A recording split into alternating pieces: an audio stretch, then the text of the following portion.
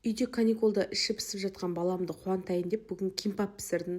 Өзіме де қатты ұнады, прям өліп жеп алдық қой, дәмі деген күшті. Балама суши деп айттым, негізі бұның аты кимпап. Ең бірінші төрт жұмыртқаны сковородкада қуырып алдым. Жай ғана омлет, үстіне тұз ғана септім, басқа еш нәрсе қосқан жоқпын.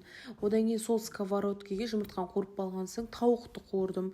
Бұл жерде грудка, тұз, паприка қостым қуырып жатқанда, және соевый соус қостым. Сол кезде дәмі күшті болып шықты.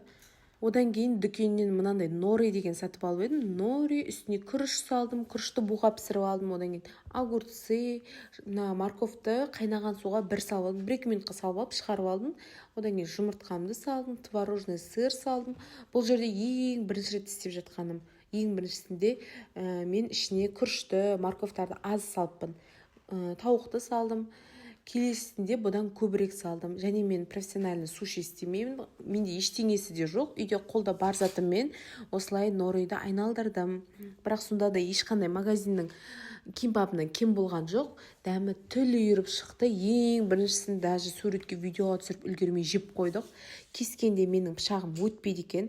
Дұрыс кесе алмадым. Содан кейін просто кимпап сияқты істеп жей берейік дедік. Бұл жерде екінші рет істеп жатырмын. Бұл жерде көбірек салдым. Және ең соңында мына жеріне су мен күріш тегіздім, жабысу үшін бір-біріне. Міне екінші рет орап жатырмын. Екіншісінде жақсырақ шықты. Бірақ сонда да пышақпен кесе алмайды екенбіз. Біздің пышағымыз өтпей ма, білмеймін, бір нәрсе. Или кесіп жатқанда шашырайды. Сол не істеуге болады? Мен вроде қатты қысқанда сияқтымын, бірақ білмеймін енді қай жерін дұрыс істемегенімді. Бірақ сіздер кеспей-ақ та жей берсеңіздер болады. Бұл жерде барлығы жеп болғаннан кейін қалған кимпаптар, солардың үстіне кунжутный масло жақтым, дәмі тіл үйіретін болып шықты. Сіздер де бірге жасаңыздар, каникулда жатқан балаларыңызды қуантыңыздар.